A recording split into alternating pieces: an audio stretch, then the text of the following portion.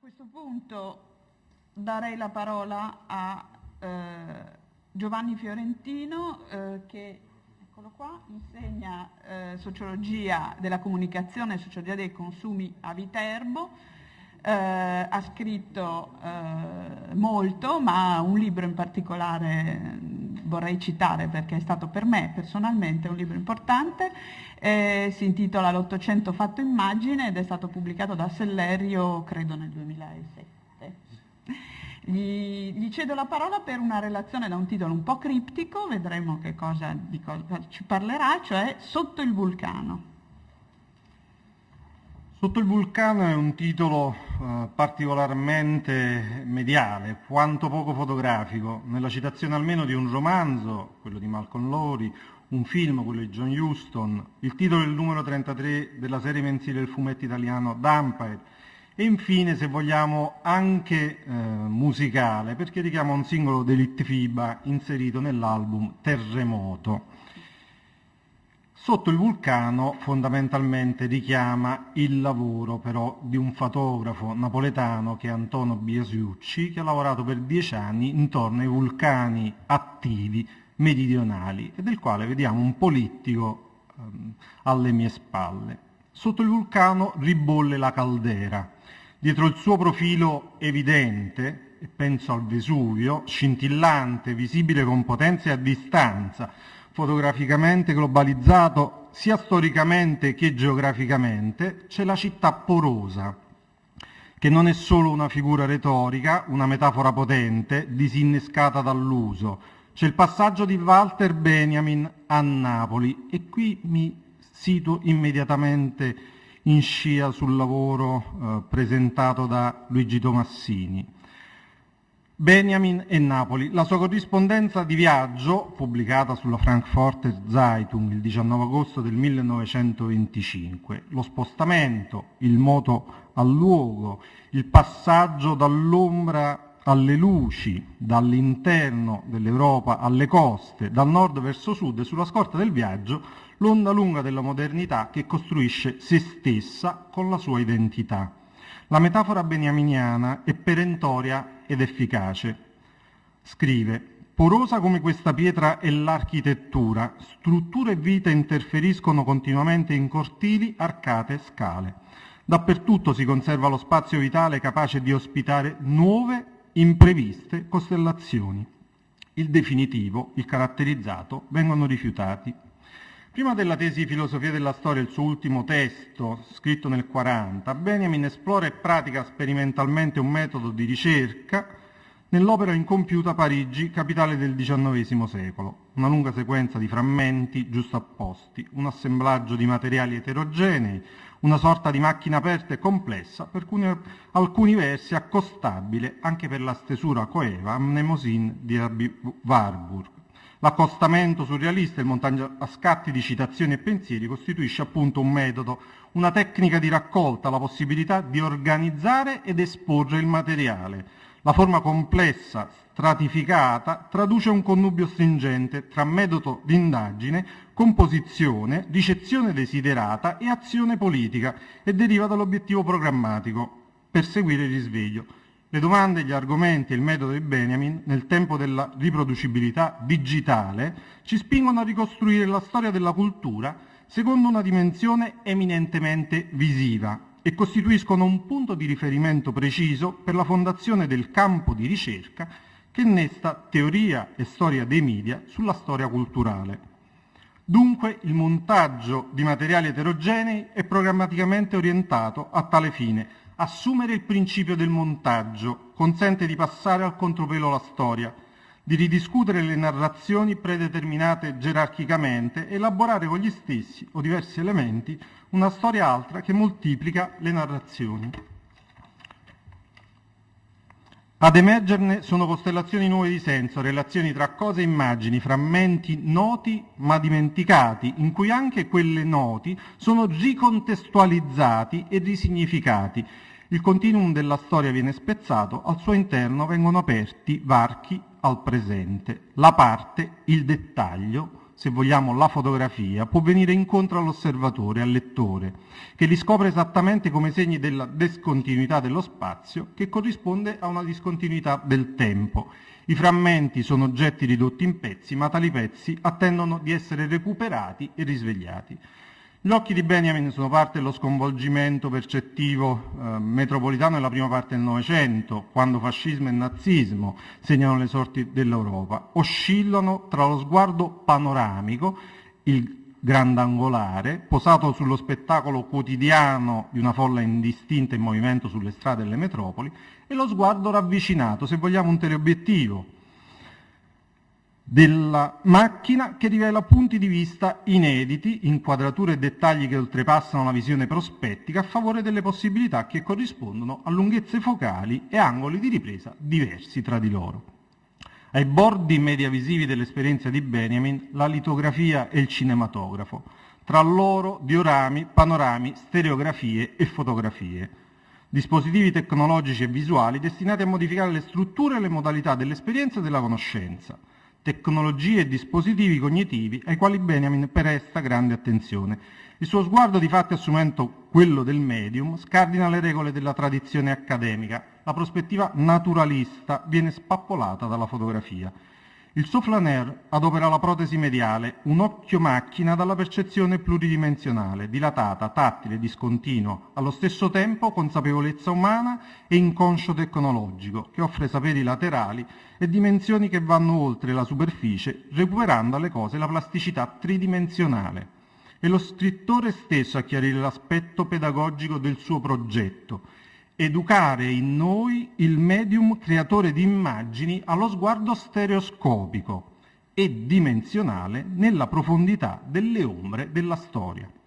Se la macchina cinefotografica è al centro della riflessione dell'opera d'arte nell'epoca della sua riproducibilità tecnica, nei passaggi la stessa diventa lente e diaframma per il ricercatore, protesi della carne, sguardo laterale e poroso sulla molteplicità della metropoli, apertura alla registrazione della differenza, consente di esplorare in maniera impensata l'universo, il mondo, traduce un nuovo modo di esperire e ripensare la realtà. Il nuovo modo di percepire la realtà deve diventare metodo e ricerca. Shock esperienziale, non a caso accostato all'opera d'arte d'avanguardia. Straordinaria operazione intermediale, costantemente scandita dallo sdoppiamento riflessivo di un'immagine sottratta a ogni effetto di fascinazione auratica. Attraversando il montaggio visivo e spaziale del tempo, il lettore immerso nella costellazione di Benjamin si perde nella qualità e nella densità del frammento, si immerge e ricostruisce immagini, sceglie e monta accostando e rimandando per associazioni, in un procedimento noto e, come dicevamo, particolarmente frequentato da Warburg. In definitiva, Parigi, capitale del XIX secolo, risponde alle insoddisfazioni di Benjamin per la forma libro, mette in crisi il concetto stesso di opera, i suoi requisiti di unità, linearità, autonomia. La critica al progresso lineare e l'immagine della costellazione, chiaramente presente in diversi passaggi del progetto, sono sviluppate e sintetizzate nell'ultimo testo elaborato dal filosofo tedesco. Tesi di filosofia della storia, appunto, del 40. La proposta è quello di un modello non causale, non gerarchico né sequenziale. Il cosiddetto balzo della tigre passa attraverso la natura dialettica del cinematografo, il montaggio. Lo storicismo, scrive Benjamin, si accontenta di stabilire un nesso causale fra momenti diversi della storia, ma nessun fatto, perché causa, è già perciò storico, lo diventerà solo dopo, postumamente, in seguito a fatti che possono essere divisi da millenni. Lo storico, che muove da questa constatazione, cessa di lasciarsi scorrere fra le dita la successione dei fatti con un rosario, coglie la costellazione in cui la sua propria epoca è entrata con un'epoca anteriore affatto determinata, e fonda così un concetto del presente come del tempo attuale, in cui sono sparse schegge di quello messianico. Questo è Benjamin, e sullo sfondo si pongono immediatamente dei lavori che richiamano i percorsi fatti questa mattina. Penso a lavori modello portati a termine e non casualmente nel nuovo millennio, gli esempi dell'esplorazione, del recupero e dei montaggi fotografici nei mosaici costruiti, per esempio, volumi pubblicati in Italia guarda caso da Bruno Mondadori, da Thomas Kidsney e Ariella Zuley. Gli archivi impossibili, mai visti, a lungo nascosti dal profilo del vulcano controllato dai media di massa del Novecento, recuperati allo sguardo del presente digitale per capovolgere le narrazioni dominanti. Lo squarcio fotografico sul Gulag, il caso di Kizni, la riscrittura controvisiva dello scontro tra Israele e Palestina tra il 67 e il 2007 nel caso della Zuleb. Molto più prosaicamente torno al mio vulcano, al Vesuvio, al mezzogiorno d'Italia, se vogliamo al sud dei vulcani attivi. O ancora, appunto, nello specifico il vulcano per eccellenza, una ricerca che porto ormai avanti da 20 anni sulla rappresentazione e la documentazione di un luogo prepotentemente entrato nell'immaginario e mediatizzato come Napoli, tradizionalmente controllato e costruito dallo sguardo stereotipato di matrice ottocentesca. E qui do per scontato molte cose che spero siano patrimonio comune.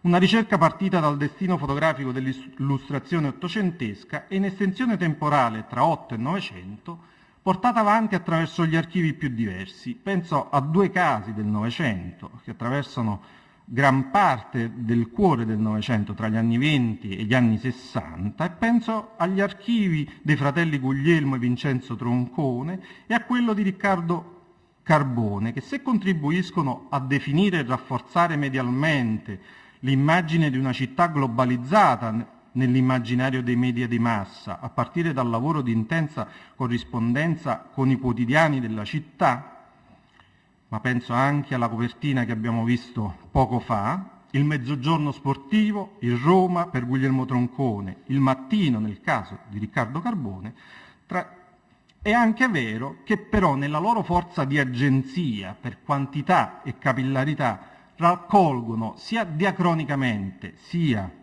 sincronicamente nei loro archivi, pensate 1 milione di immagini nel caso di Troncone insieme a Giulio Parisio, 500.000 negativi per Carbone, abbiamo delle aperture sicuramente laterali che consentirebbero appunto un confronto e una contestualizzazione sia diacronica che sincronica.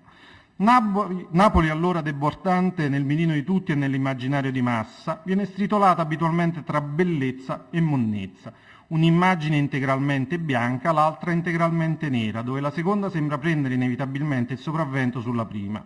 Lascia ora il posto al mirino dei fotografi e agli archivi napoletani che rappresentano una realtà pluridimensionale, discontinua, eccessiva, silenziosa se vogliamo al tempo stesso, comunque di una città e di una rappresentazione della città molteplice che si può tradurre in un mosaico funzionante per accostamenti e associazioni dove, come è giusto che sia, mancherà sempre un ultimo pezzo. Parzialità per sua natura, la fotografia, smaterializzazione reale, molto prima del digitale, è un vero e proprio atto di decostruzione visuale, e cito Batchen, invenzione dell'immaginario e allo stesso tempo apparente conferma di esistenza, opacità e trasparenza, assenza onnipresente e incertezza del possibile. Quindi nessuna pretesa di presentarsi esaustivi nei confronti della rappresentazione di Napoli e soprattutto nel confronto di un rapporto privilegiato e simbiotico tra il medium fotografia e questa metropoli.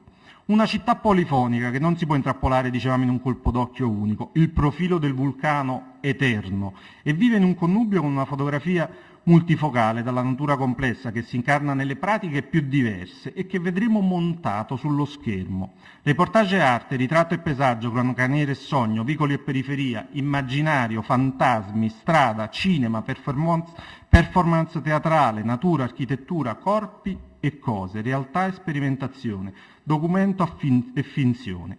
Aboliti i confini si mette in scena l'innesto tra recita a cielo aperto e vita. Si offre la ricostruzione e il montaggio del ricercatore. Qui la cronaca nera può diventare un'installazione che turba. La sperimentazione artistica è inquieta perché investe attiva la performance dello sguardo. Napoli i generi li ha intrecciati dal principio, la fotografia fende per sua natura qualsiasi genere, il frammento prende forma, come ha rivelato Duchamp, nella cornice d'uso, e penso a ciò che diceva Quintavalle stamattina, nel contesto di esposizione, le prime pagine di un giornale, il tabellone pubblicitario, la parete della sala di un museo. La singolarità della visione di ogni singolo fotografo che rivisita facendo i conti con la storia, con il passato e con il presente, l'immaginario del corpo di Napoli, lo frequenta e lo abita consapevolmente, anche tramite una cultura fotografica, mediale, espressiva, di cui è intrisa storicamente questa città, producendo immagini in grado qualche volta di pesare il reale, altre volte di immaginare il possibile e, nel montaggio, recuperare nuovi saperi laterali e possibilità di articolare il pensiero. Ed eccolo il montaggio in scena, quelle individualità diverse che insieme rappresentano fermento all'incrocio tra realtà e verità, distante dallo stereotipo del già visto, destinato magari a esportare un'altra immagine fuori da sé e che rendono la complessità e la potenza del vero quando si traduce in mistero fotografico. È una città dove l'occhio della fotografia, in questo caso, non si nasconde dietro l'oggettività e deliberatamente insoggettiva si dichiara. Questa raccolta è la registrazione, l'invenzione, l'accumulazione e la differenza di 10-11 sguardi fotografici, la possibilità di montare un'immagine accanto ad un'altra, secondo lenti, obiettivi, formati e impaginazioni completamente differenti. Una soggettiva insieme all'altra, scusatemi la rapidità per la lettura e per cercare di stare nei tempi, per costruire una polifonia della rappresentazione della città tra gli anni 70 in particolar modo e gli anni 80, come in un fotomontaggio smisurato ed eccessivo che per differenza genera differenze, da rendere marcatamente, fotograficamente, medialmente, e in definitiva attiva la possibilità di accendere lo sguardo di ognuno di noi.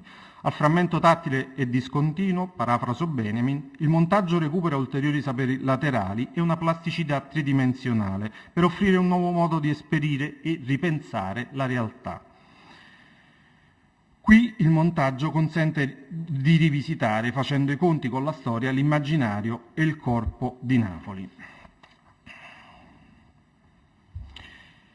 Eccolo questo montaggio, dove le immagini sono accostate ad altre immagini, recuperate a un contesto e ai processi di produzione, distribuzione e consumo, cosa che non riuscirò a fare all'interno di questa relazione. Per ragionare di rappresentazione della città bisogna restituire appunto contesto, diacronico e sincronico. Bisogna accostare le immagini l'una all'altra, montarle in parallelo, tenendo presente bene una genealogia che offra nuovo senso e articolazione in termini globali, muovendosi tra 8 e 900.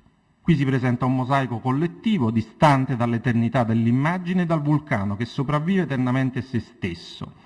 Un mosaico che non è frutto di un operare collettivo, dove gli occhi dei fotografi napoletani in alcuni casi hanno anche interagito tra loro, in altri si sono reciprocamente influenzati, fermento produttivo di questa città e della contaminazione tra immaginario e realtà, destinati magari a rubare spazio all'immaginario più consolidato e stereotipato.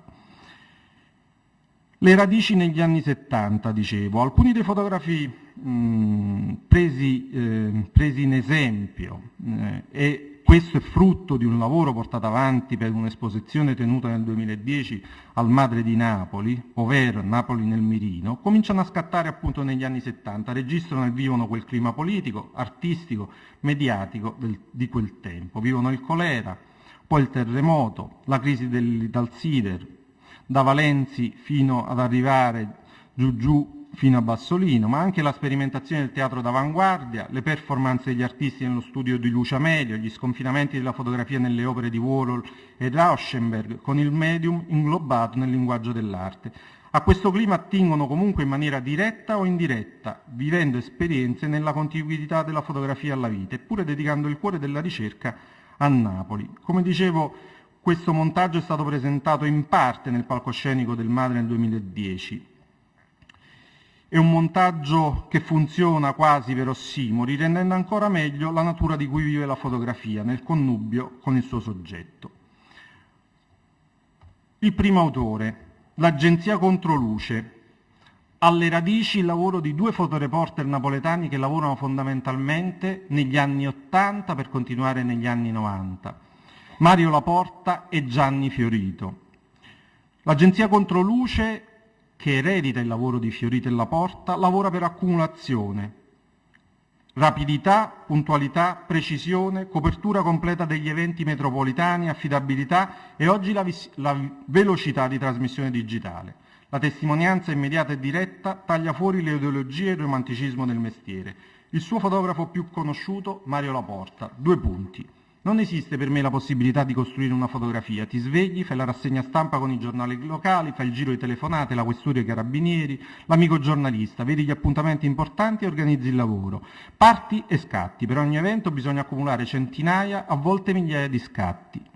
Per esempio la spazzatura. Parti dal soggetto spazzatura, ma con la spazzatura ci vuole il camion, l'ambiente, la scena, la gente, il bambino che gioca, la polizia e poi ci vuole la spazzatura vicino al mare, accanto al castello, vicino alle rovine. Bisogna fare un lavoro circolare, coprire tutto il possibile. I fotografi di controluce seguono ogni giorno la cronaca nera della città, producono scatti unici e seriali di mattanze quasi invisibili. L'accumulo di immagini per lo più è destinato a sparire nell'archivio digitale dell'agenzia.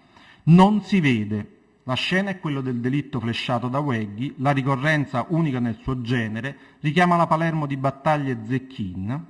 Il dettaglio seriale nel montaggio e nell'ingrandimento è allucinante, eppure rimanda alle installazioni di arte contemporanea. Fabio Donato, un archivio di 300.000 immagini, bianche e nere e colore, 40 anni di vita napoletana, l'innesto e il montaggio della fotografia su arte, teatro e cultura napoletani. La recente Anthological Pan, viandante tra le arti, lo ha raccontato. In bianco e nero le immagini di Donato raccontano e costruiscono molto di più di quanto possa descrivere l'obiettivo. In sostanza la sua fotografia si colloca tra le 2 facce della cultura di questa città, registrando e pensando visivamente l'arte e il teatro, da una parte l'avanguardia espressiva, dall'altra le radici della napoletanità. Anche nella fotografia della serata celebrativa per Andy Warhol dell'1 aprile 1980 vivono le 2 anime interpretate e messe in relazione al fotografo. Migliaia di persone accolsero Warhol e Joseph Beuys a Piazza dei Martiri davanti alla galleria di Lucio Amelio come per un concerto rock. Per la conferenza stampa c'erano artisti internazionali e tutti gli intellettuali napoletani. La serata si concluderà al City Hall Café con la performance teatrale di Leopoldo Mastelloni. Bruno del Monaco comincia a fotografare alla fine degli anni 60, inseguendo eventi politici e artistici. Nel 1976 apre un secondo studio a Bari, organizzando e fotografando eventi concepiti ad hoc da artisti italiani e stranieri d'avanguardia. Il lavoro di oltre 30 anni di documentazione del panorama creativo, tra pittura, scultura, fotografia, architettura, danza e teatro, confluirà nell'archivio logico fotografico d'arte e architettura. La sua fotografia d'arte nella performance di Abramovic, Acconci, Gina Pane o Hermann Nietzsche costituisce un percorso di conoscenza dove il centro non è rappresentato dall'artista né dall'opera. Il valore aggiunto è costituito dalla scena, dal contesto, dall'ambiente e dal pubblico messo in scena. Proprio come in una performance creativa, l'occhio si sposta nel cuore del consumo culturale.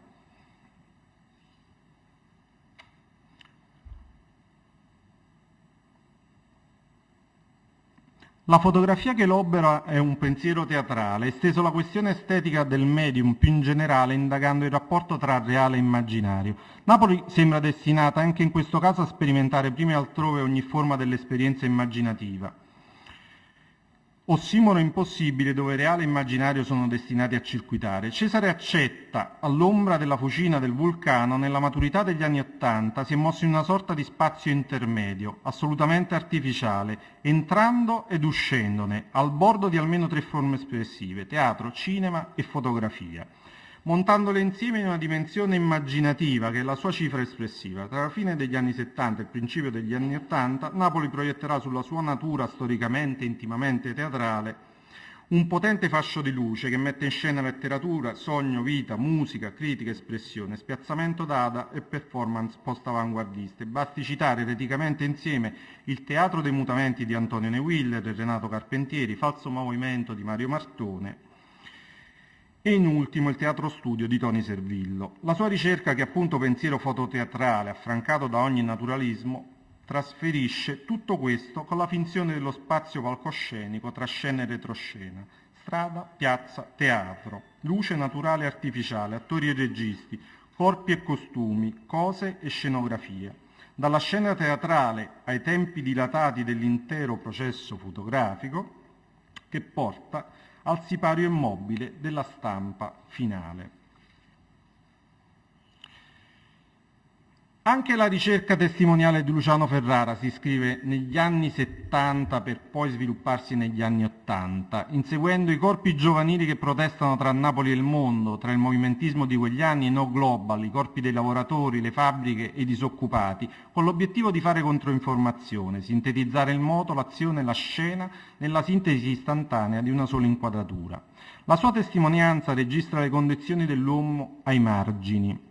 Per 30 anni frequenta e fotografa i femminili di via Toledo, del rettifilo e della sanità, influenzato anche dai lavori che ritornano nel tempo da De Simone a Patroni Griffi fino ad Annibale Ruccello. La grande fiducia dei soggetti fotografati si rivela nella posa, nei corpi nudi ed esposti con sicurezza, nell'empatia, nel gioco ironico e dissacrante che entra in dialettica con il lavoro portato avanti nei quartieri spagnoli da Giuseppe Desiato. Gli occhi sfrontati in macchina, lo scatto scabro e senza artificio, la promiscuità potente della fotografia fonde scena e retroscena, interni ed esterni, arte e vita. Come nelle ricerche di Nana Goldin, i corpi fotografati da Ferrara potrebbero uscire dalle riviste d'avanguardia degli anni 90, e penso ai D e The Face, potrebbero emergere dalla sensation dei Young British Artists, eppure appartengono ad un tempo lungo e ciclico, sono iscritti nel prima e nel dopo, appartengono alla storia e alla vita di Napoli.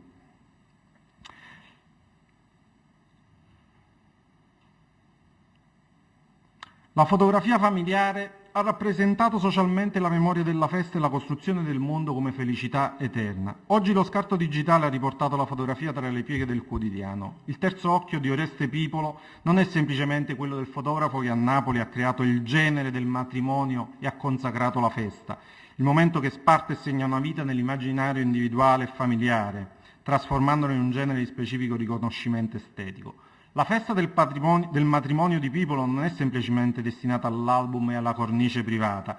Il terzo occhio è sulfureo, iperattivo, costruisce un inferno paradisiaco ed eccessivo, barocco e kitsch, carnascialesco e reale, onirico ma fotograficamente tangibile. Ha incuriosito diversi fotografi, penso a Ferdinando Scianne, ma ha ispirato per esempio Matteo Garrone, oltre che Marco Bellocchio nel film Il regista dei matrimoni. È passato dal bianco e nero al colore, dall'analogico al digitale, fotografando almeno 3 generazioni di matrimoni napoletani. La sua fotografia mette insieme un repertorio socio-antropologico, indaga ambienti e costumi sociali, fonde rituali festivi universali, contaminando pratiche teatrali e fotografiche, cinematografiche e artistiche. Le spose di carne e pizzi prelevate dall'universo unicamente napoletano rimandano allo stesso tempo alla commedia dell'arte, alla voluttà di Rubens, al B-movie partenopeo, alle scene composte barocche di Joel Peter Witkin. Cecilia Battimelli immerge il suo occhio invece nella vita quotidiana, architetto, scenografo, infine fotografa. L'incontrollabilità del medium diventa il suo stile di vita forando le cornici. In bilico tra personaggi letterari e cinematografici ha disseminato nella sua vita, pubblica e privata, i frammenti fotografici di un discorso amoroso con la città, impossibile da restituire per intero. Lavora con la fotografia tradizionale, rifugge il digitale, stampa ogni immagine, taglia, cuce, incolla, gioca ai bordi con le cornici, pieno per vuoto e vuoto per pieno, secondo la possibilità infinita di forme e misure riproducibili ed uniche. Protagonista della ricerca la sua vita e la relazione con Napoli, l'abitabilità del centro storico di questa città, la tracciabilità di un percorso, se possibile, ancora vivibile e traducibile in immagine.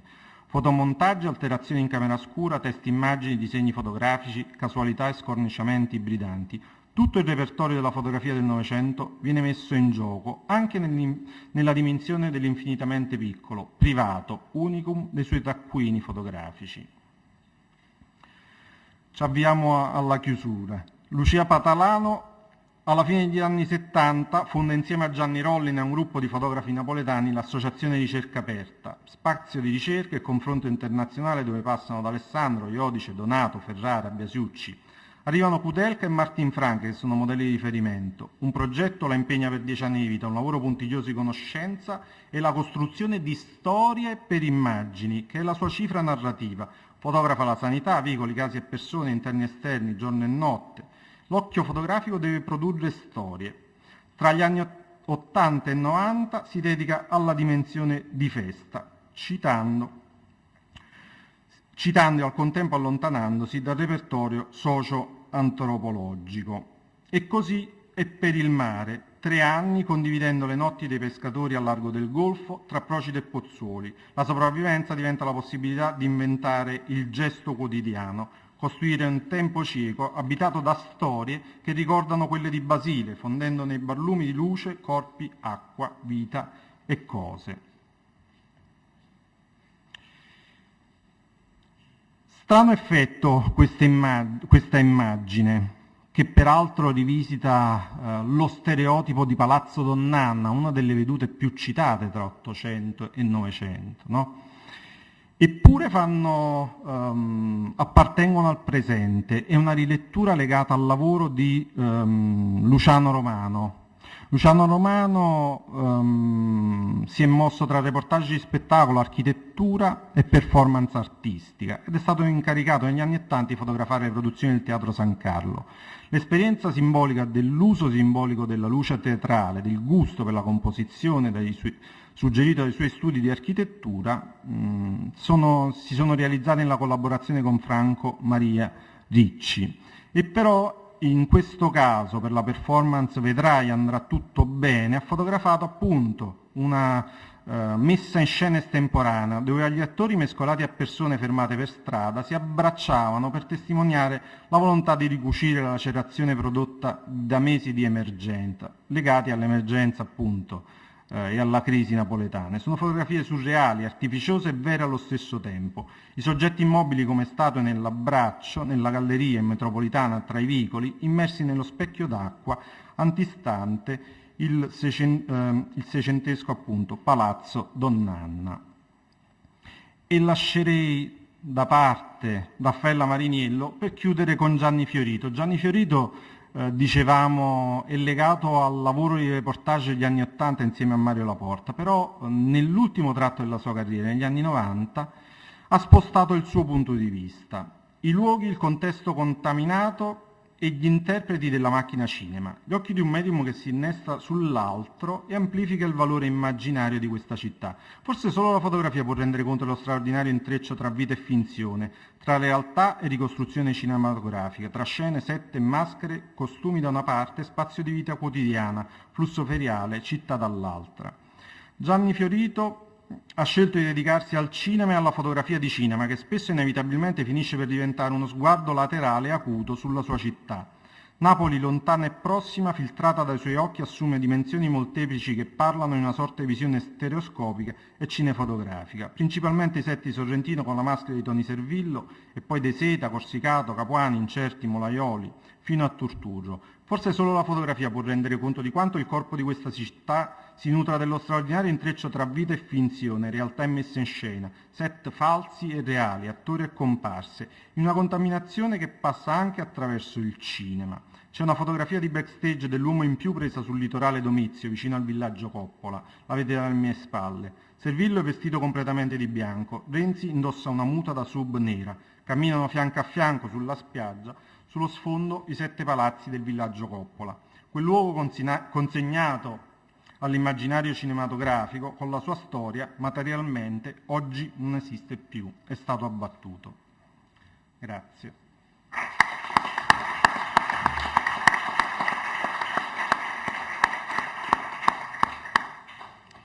Grazie anche a Giovanni Fiorentino che ci ha proposto una sorta di esperimento di ricostruzione polifonica di una città come appunto Napoli, fortemente una ricostruzione diciamo fortemente influenzata dalle idee beniaminiane di frammento e di montaggio.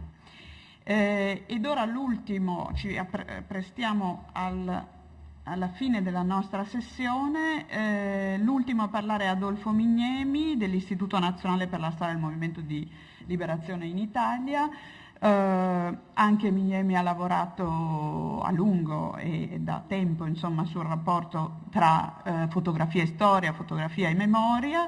Ha scritto un libro, ha scritto molte cose, ma in particolare un libro importante per Bollati Boringhieri nel 2003, si chiama Lo sguardo e l'immagine, e oggi ci parla di fotografie, guerre e fascismo.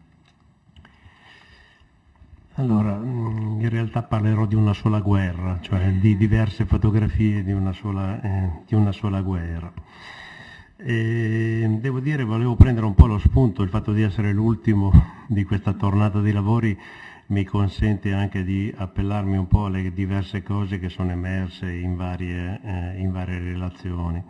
E volevo partire un po' da una prima problematica che mi sembra era emersa soprattutto questa mattina in modo molto, molto forte. Questo rapporto, diciamo, tra la fotografia, il documento, l'immagine fotografica e quindi il suo carattere documentale, con la cultura del fotografo e quindi cioè in una certa misura con l'ideologia, cioè che può stare, cioè che sta sicuramente dietro al lavoro del fotografo. Vi citerò un esempio che mi ha sempre un po' colpito, che io utilizzo quando voglio esemplificare un po' questo tipo di rapporto. Un po' di anni fa stavo lavorando su dei materiali di un archivio tedesco che raccoglie praticamente la documentazione dell'attività dei fotografi di guerra che hanno operato durante la seconda guerra mondiale, almeno quello che rimane della loro documentazione. E a un certo punto mi capitò in mano un foglio di Provini. Lì il vantaggio di questo archivio è che ci troviamo di fronte non solo ad un archivio fotografico, quindi con un discreto numero di stampe, ma anche con del materiale fotografico originale, cioè i negativi nel caso che vi volevo esemplificare era rimasto solo il foglio Provini, ma questo direi che è estremamente utile per ragionare intorno a quelle immagini perché ci consente di capire, di ricostruire il lavoro del fotografo. Ebbene, questo foglio di Provigni, che era stato realizzato da uno di questi operatori della propaganda compagnie, cioè che erano questi apparati militari di guerra che i tedeschi utilizzavano, questo militare era un SS. In questo foglio di Provini si documentava la cattura di un gruppo di ebrei sul fronte orientale. E direi che il foglio era organizzato nei termini, ci sono alcune immagini di questo gruppo che è stato catturato e poi c'erano una serie di riprese che il fotografo aveva realizzato, di ritratti di queste persone. Ecco, io devo dire tutte le volte che la prima impressione che ho avuto avendo in mano questo foglio, mi sono posto questo problema, ma se io avessi trovato, anziché il foglio Provini, che mi raccontava questo tipo di storia, cioè la cattura di un gruppo e questa serie di ritratti, mi sarei trovato di fronte magari soltanto ad una parte di queste immagini, soprattutto di questi ritratti, e mi sarei trovato immerso in una cultura, cioè nella cultura tedesca del ritratto, estremamente bella, estremamente interessante. Non sarei riuscito a cogliere il senso, il significato di queste immagini. E direi che quindi, che però, lette con uno sguardo diverso, mi consentono di leggere il disegno ideologico che stava dietro al lavoro di quel fotografo. Non era solo un abile ritrattista, e i cui riferimenti erano sicuramente ritrattisti che non condividevano magari le sue idee, gente che aveva lasciato la Germania perché perseguitata magari anche per ragioni razziali. Ebbene, direi che quindi c'è questo problema, cioè che non sempre ci è facile identificare, diciamo, il disegno ideologico che ci sta, che sta dietro, però di qui parte un po' la necessità, l'urgenza che tutte le volte che affrontiamo una riflessione intorno all'immagine, ad un documento fotografico, dobbiamo cercare di ricostruire, questo tipo di problematica che sta alle spalle. Un altro elemento importantissimo, e lo vedremo poi nel corso, almeno mi mostrerò alcuni materiali e spero di evidenziarli in questo modo, è che tutte le volte che noi guardiamo un'immagine, io continuo a ripeterlo, cioè noi la guardiamo con gli occhi di oggi, cioè con la nostra sensibilità, che è quella attuale, che quindi è estremamente diversa dalla sensibilità del fotografo che l'ha realizzata magari 10, 20, 50 anni, 50, 100 anni fa. E quindi lo sforzo, se io voglio utilizzare l'immagine fotografica in quanto documento, deve essere anche quello di riuscire a penetrare, cioè a cogliere questo tipo di problematiche. Ma è lo stesso fotografo che magari riprende un'immagine a distanza di 20 o 30 anni e la rilegge in un modo completamente diverso. Vi mostrerò poi un esempio, che è anche un'immagine piuttosto famosa, legata appunto a questo tipo di problematica.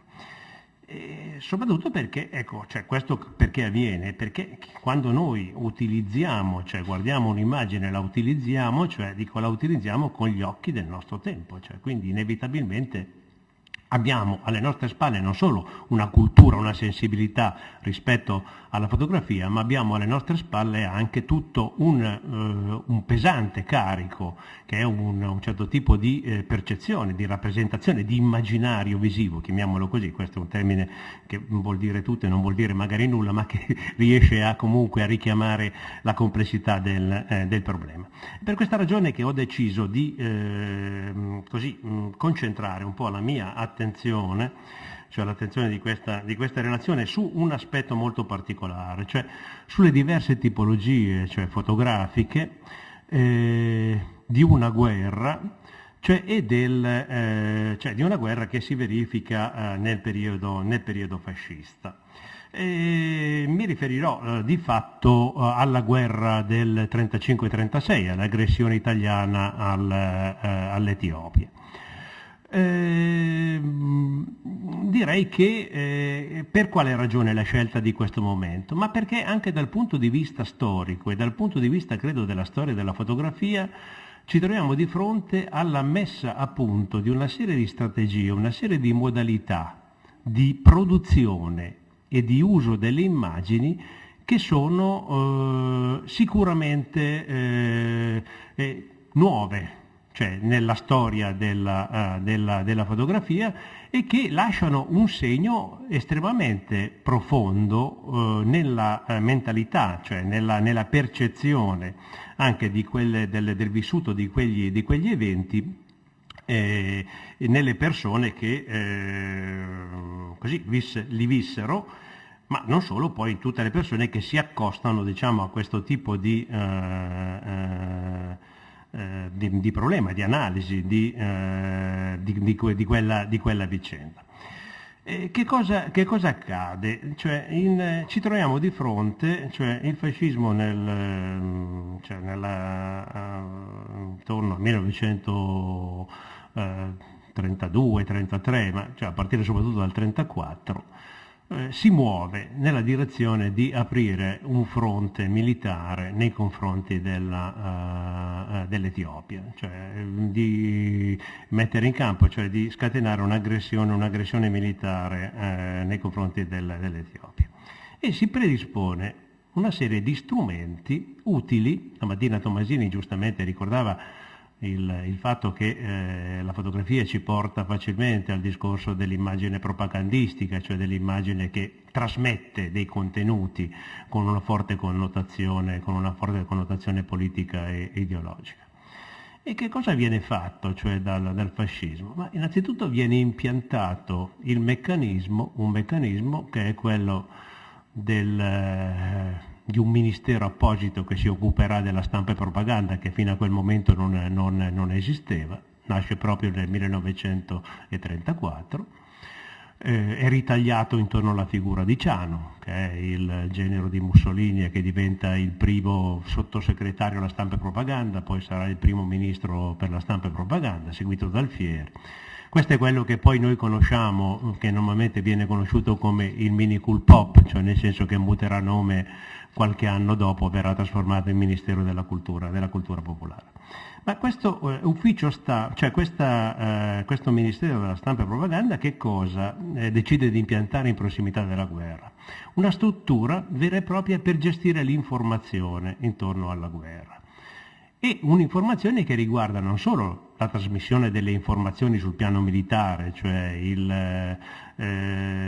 le cose che i giornalisti avrebbero dovuto comunicare, ma anche per controllare l'informazione visiva. Infatti, accanto alla creazione di uffici stampa aperti ad Asmara e a Mogadiscio, sui due fronti da cui sarebbe partito l'attacco nei confronti dell'Etiopia, viene creata anche una struttura apposita che è un reparto speciale dell'Istituto Luce. L'Istituto Luce da qualche anno gestiva la comunicazione visiva, non solo, la conosciamo soprattutto dal punto di vista della produzione cinematografica. In realtà l'Istituto Luce aveva una grossa produzione di immagini, gestiva così diciamo l'ufficio, cioè l'informazione fotografica ufficiale del regime attraverso le attualità fotografiche. Viene realizzato un apposito reparto che opererà sul campo in Etiopia e che dovrà produrre le immagini che devono essere divulgate. Questi sono due strumenti assolutamente sconosciuti nella storia dei rapporti tra un governo e la stampa di informazione. C'era stato, c'erano degli ufficiali che durante la prima guerra mondiale che si erano occupati di far pervenire le informazioni ai giornalisti, di controllare queste cose, ma il creare questo apparato, questa struttura, devo dire che è una cosa che era assolutamente sconosciuta.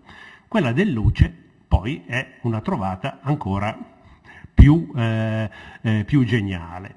Tanto più che scopriamo che cosa? Che nel corso di questa guerra viene effettuata la promozione per divulgare delle immagini fotografiche tra i militari, cioè si stampa una quantità inverosimile di materiale fotografico che viene messo a disposizione dei militari e che è un materiale fotografico che ha la specifica funzione di diventare uno strumento di informazione.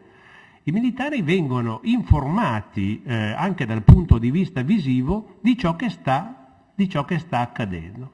E infatti paradossalmente questa è una guerra in cui c'è un controllo elevatissimo dell'informazione, ma anche una guerra che tutto sommato non subisce grosse censure, o almeno subisce un certo tipo di censura molto particolare.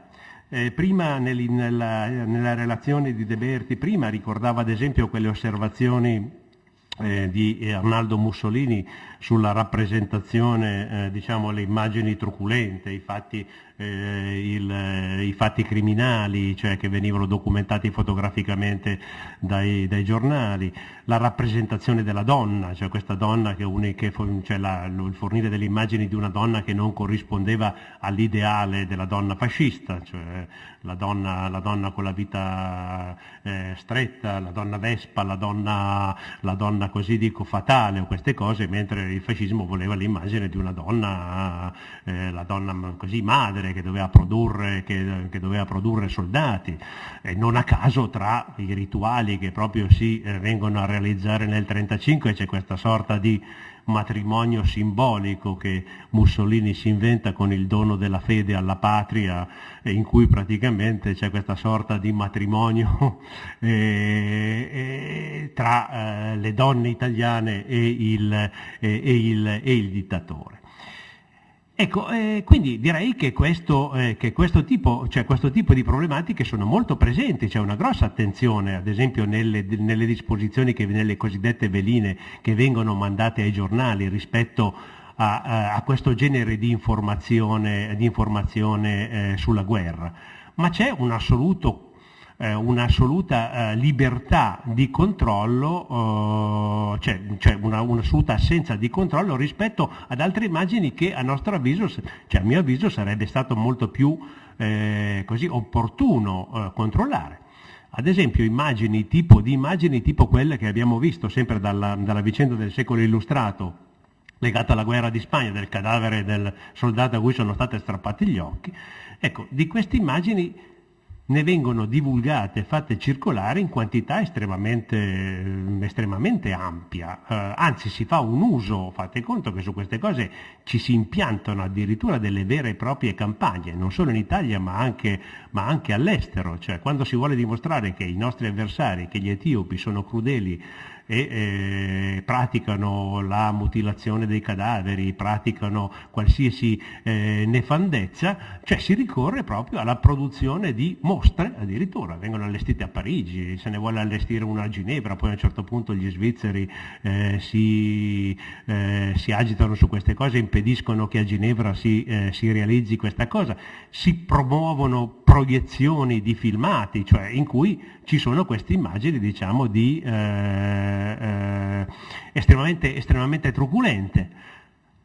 Al tempo stesso però scopriamo che nelle veline si danno delle indicazioni molto precise, cioè non bisogna mostrare atteggiamenti di eccessiva familiarità tra i militari italiani e la popolazione, perché bisogna sottolineare, bisogna così che la gente percepisca in termini visivi che noi siamo superiori rispetto alla popolazione indigena di questi paesi, che quindi ci deve essere la giusta distanza tra il colonizzatore e il colonizzato. Cioè quindi diciamo questa distanza molto forte. Ci sono immagini di distruzione di villaggi, di incendi di villaggi, di rappresaglie estremamente pesanti, che vengono disinvoltamente fatte circolare nelle pubblicazioni senza alcun tipo di limitazione, senza alcun tipo di controllo. Ci sono immagini che documentano anche l'utilizzo dei gas, tant'è che infatti tutto il problema della censura intorno all'uso dei gas in realtà è una sorta di creazione, di invenzione che viene praticata nel dopoguerra, cioè sarà praticata nel dopoguerra ed è legata più che altro alle vicende nostre, dei nostri rapporti con la vicenda coloniale presente, piuttosto che diciamo a un qualche cosa di questo genere praticata in quegli. Ecco, direi che questo percorso, cioè così estremamente nuovo, estremamente interessante, mi sembra che debba essere considerato, proprio esaminando questo tipo di, cioè la documentazione fotografica di quegli anni. È un'immagine che finisce con l'essere uno strumento di persuasione, di costruzione di un immaginario collettivo, cioè rispetto al mondo coloniale, molto forte, molto duraturo, cioè nel tempo. E direi che avvelena tutti, dalla gente comune che si trova in mano queste fotografie alle persone.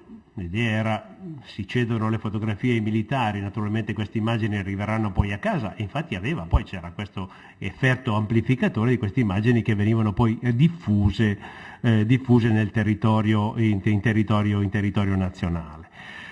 Ma direi che questo tipo di percorso avvelena anche la pratica di chi doveva essere molto disincantato. Infatti negli ultimi anni, un po' anche con altre persone, avevo incominciato a lavorare intorno ai materiali, agli archivi dei corrispondenti di guerra, e devo dire che l'esame dei materiali di questi corrispondenti di guerra sono una scoperta incredibile. Ci si accorge che ad esempio tra questi album, gli album personali di questi corrispondenti e quelli del normale militare, spesso non ci sono assolutamente delle differenze. Infatti vi vorrei magari mostrare alcune di queste immagini così in termini molto concreti. Io ho selezionato un po' di cose, però volevo esemplificarvi un po' con due percorsi, su due fotografi, cioè su un fotografo molto conosciuto, su dei materiali di un fotografo molto conosciuto che è Federico Patellani, che è in Africa nel 35 e nel 35-36, e poi di un altro personaggio di cui non si conosce la capacità e il lavoro fotografico, ma che per me è stata una scoperta molto piacevole, molto interessante, che è Dino Buzzati. Buzzati va in Etiopia nel 1939, è un corrispondente del Corriere della Sera, scatta molte immagini e ve le mostrerò. Secondo me sono di un interesse straordinario. Tra l'altro sono immagini che sono anche pochissimo conosciute, devo dire che di queste se ne sono viste purtroppo soltanto poche. Cosa estremamente interessante, per entrambi questi fotografi, ad esempio, non abbiamo soltanto i positivi, cioè le stampe fotografiche, ma abbiamo gli archivi originali, cioè abbiamo il materiale fotografico originale.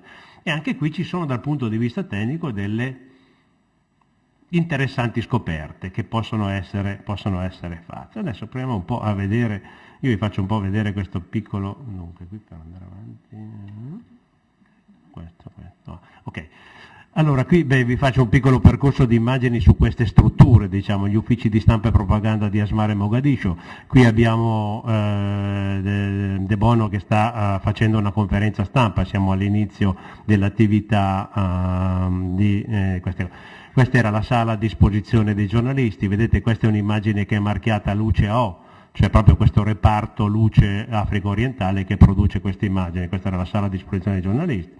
Questa era la sala mensa, questa era l'auto d'appello, le auto messe a disposizione. Questa quindi era una struttura organizzativa estremamente articolata ed estremamente ampia.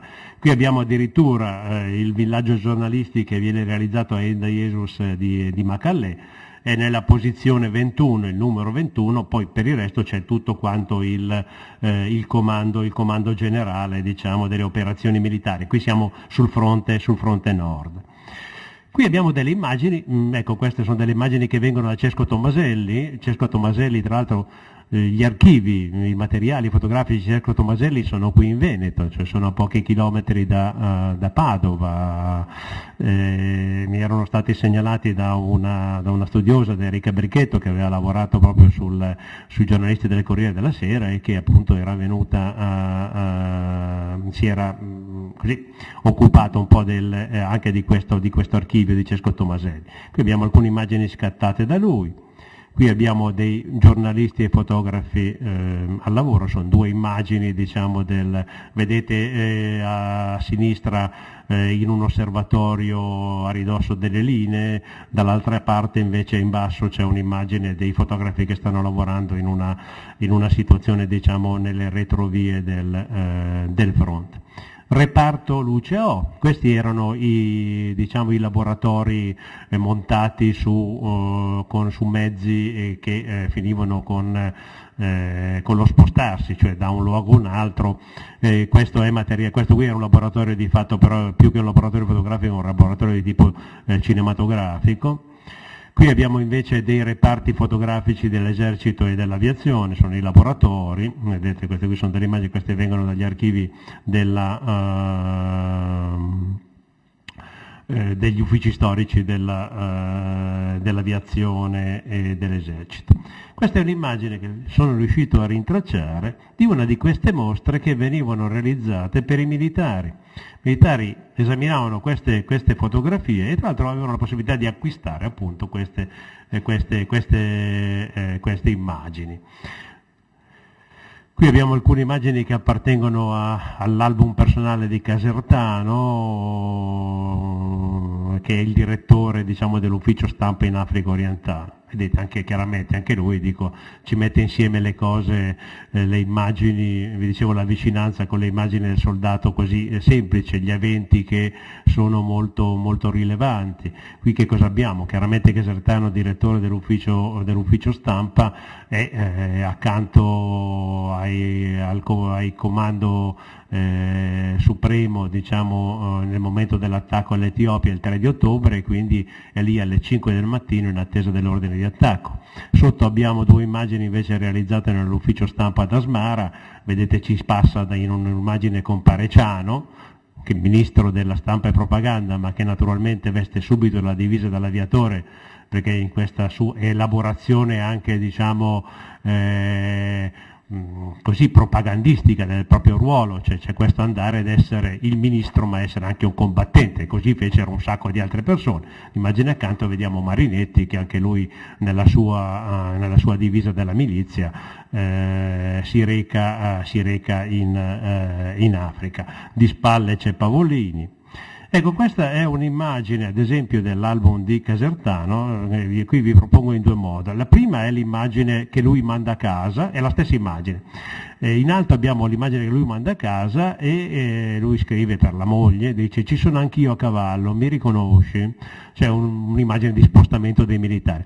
L'immagine sotto è praticamente la riproduzione dell'immagine che era stata inviata alla Domenica del Corriere, che viene pubblicata dalla Domenica del Corriere, ma che viene così stravolta nella comunicazione.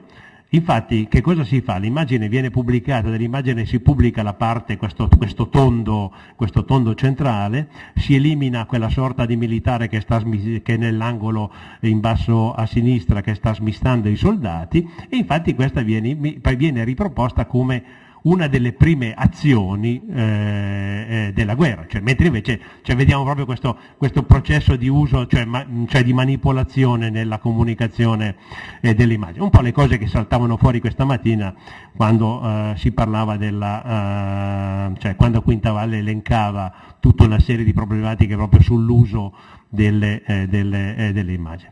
Qui abbiamo delle immagini che riguardano, realizzate dagli operatori del reparto luce. Vi dicevo, questa produzione di immagini molto forti. Questa è un'immagine che io ho scelto, l'unica un po' cruenta che vi ripropongo. L'ho proposta per questa ragione, è un'immagine che riproduce un'indigena morta. Questa era la donna di servizio della famiglia Rocca. Siamo all'interno dell'attacco ad un cantiere militarizzato della Gondra, vengono uccise alcune persone. È curioso il fatto che la morte del personale indigeno che accompagnava la famiglia non viene mai elencato nelle pubblicazioni ufficiali in quel momento tra le vittime, diciamo, di questo scontro. Il cantiere era stato assalito dagli etiopi e così. Quella mattina, la mattina successiva all'attacco degli etiopi, che è il 13 febbraio, giungono al campo Gondrand un reparto del luce. Tra queste persone ci sono Mario Craveri. Mario Craveri è un abile e capacissimo direttore di fotografia, ma non solo, anche regista, cioè in quel momento lui è un operatore cinematografico e lui è tra i primi a documentare, diciamo, non solo cinematograficamente ma anche fotograficamente, la realtà del campo Gondrand. Ecco, una cosa su cui sto un po' cercando di venire a capo un po' di questa questione è che queste immagini, che sono tutte quante firmate Reparto Luce AO, a un certo punto pare non compaiono più tra i materiali rimasti nell'archivio Luce. Probabilmente sono un po' delle cose che sono andate perse. Qui abbiamo invece delle altre immagini che si riferiscono ad un operatore sempre del Luce, che sono appunto delle immagini di questo operatore Bonvini. Ma vi avevo preannunciato, no, qui per uscire, no. Dovrei andare sul desk. Eccolo qui. Ok. Allora, no, scusate, qui siamo fuori. E là è. No. Adesso bisogna di nuovo. Non c'è. Questo qui non è. Infatti io sono. Aspetta, è questo qui, aspetta un po'. Dunque, vediamo un po' di pescare, adesso volevo far vedere Patellani, adesso vediamo un po' la sequenza, se riesco ad arrivarci. Ok. Un po'. No, fantastico. No, aspetta. Scusate, ma le mie, ecco qui. Qui abbiamo.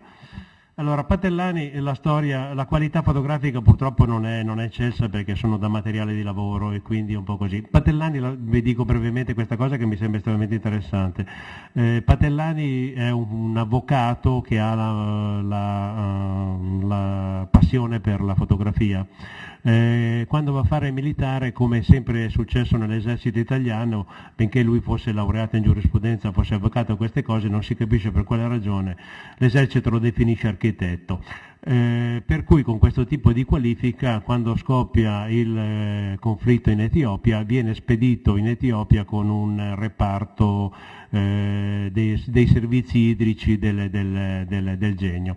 Patellani è lì che scalpita, perché vorrebbe poter fotografare, infatti mentre è in Africa riesce a mandare fotografie che vengono pubblicate, soprattutto l'Ambrosiano, la rivista illustrata del Popolo d'Italia, l'illustrazione italiana e queste cose.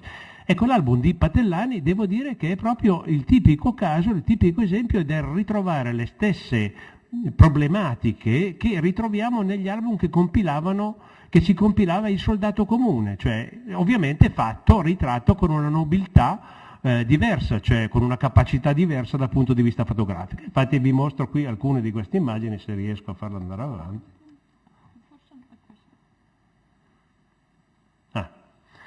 Qui. Queste vedete qui abbiamo la sosta a Suez.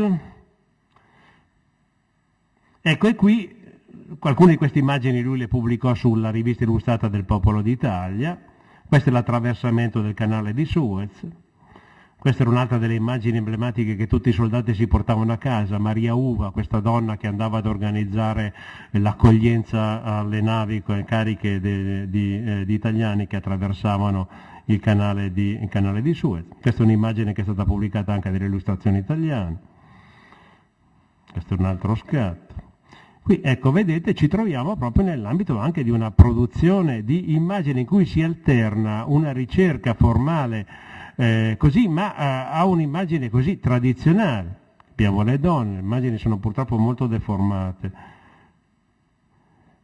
Qui abbiamo addirittura la ragazza che viene costretta di fronte all'obiettivo del fotografo, la donna che viene fatta denudare,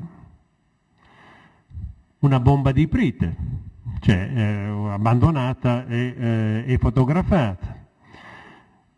Il bagno nudo questo senso di liberazione, questi soldati che si sentivano Tarzan, sentivano di vivere una sorta di avventura incredibile.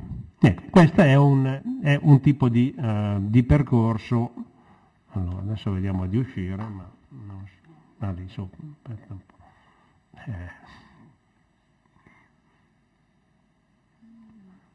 Volevo mostrare Buzzati, che mi sembra una... aspetta un po', qui forse ci stiamo arrivando. Buzzati, eccolo qua.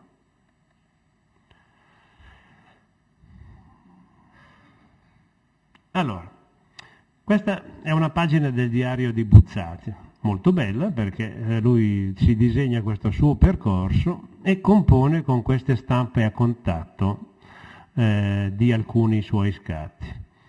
Vi stavo dicendo, questi due archivi hanno questo particolare molto curioso. Guardando i negativi di Patellani mi sono trovato di fronte ad una notevole quantità di pellicole di provenienza sovietica e mi chiedevo, ma dove se le pesca Patellani questi materiali con cui scatta le immagini in Etiopia? E la risposta poi è venuta dalla sua vicenda militare. Lui, essendo un ufficiale, quando le navi arrivavano a Suez, gli ufficiali avevano diritto di scendere dalla nave, di andare a fare dei piccoli acquisti cioè nei negozietti lì intorno al porto. Ed evidentemente Patellani si approvvigiona di materiale di questo tipo che in Italia non era assolutamente reperibile. Stessa cosa curiosa, ma su cui non ho trovato delle grosse risposte, è che i materiali negativi di Buzzati, molti dei negativi di Buzzati sono pellicole all'infrarosso. Per cui in effetti abbiamo delle immagini che sono di estremo interesse perché sono realizzate con una pellicola all'infrarosso, ma anche qui dico per quale ragione questo materiale fosse finito lì, questa è una cosa che è abbastanza misteriosa. E adesso vi mostro un po' di scatti, non sono moltissimi. Ricordiamo, no, qui sotto. Qui c'è un villaggio che è stato incendiato. Devo dire che c'è una discreta capacità non solo di scrittore, ma adesso purtroppo queste immagini sono estremamente deformate dallo schermo.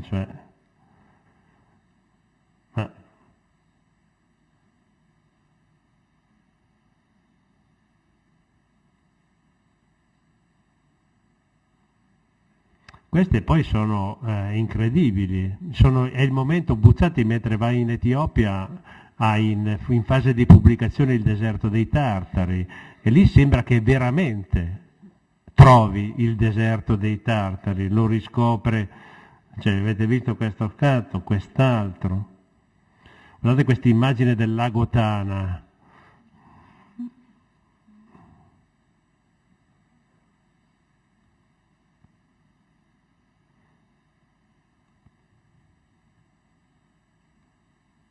Questo è il parto di un dromedario.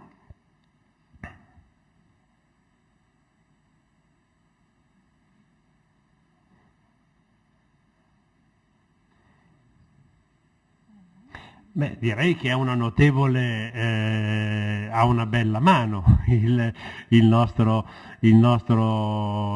Buzzati, non solo a scrivere, dico adesso va bene, qui c'è anche documentazione un po' di altro tipo, dico, ma sicuramente dico, è un'immagine, una notevolissima capacità. Ecco, questo per sottolineare appunto le potenzialità di un lavoro, intorno alle immagini prodotte lavorando sugli archivi fotografici. Ecco, l'ultimissima cosa, e qui rubo veramente 30 secondi, però ci impiego più tempo ad uscire dalla questione, era, aspettate, questa qui, no. Ecco, vabbè. Niente, questa è un'immagine di agenzia, di un'agenzia straniera scattata in campo etiope. Ecco, questa immagine è un'immagine scattata da Alfred Eisenstein, lo conoscete, è un'immagine che è molto, anzi normalmente noi conosciamo questo tipo di immagine, che è estremamente famoso, che sono i piedi di un soldato della Guardia Imperiale. In realtà questa immagine Eisenstein la mette in circolazione negli anni 60, perché l'immagine che viene fatta circolare, che lui pubblica, questo è ad esempio l'originale fotografico, è questo che viene pubblicato nel 1935 in un volume edito in Olanda, cioè l'immagine originale è questa, e questo proprio a riprova di come si modifica moltissimo la sensibilità, la percezione delle immagini, quindi lo sguardo verso queste cose.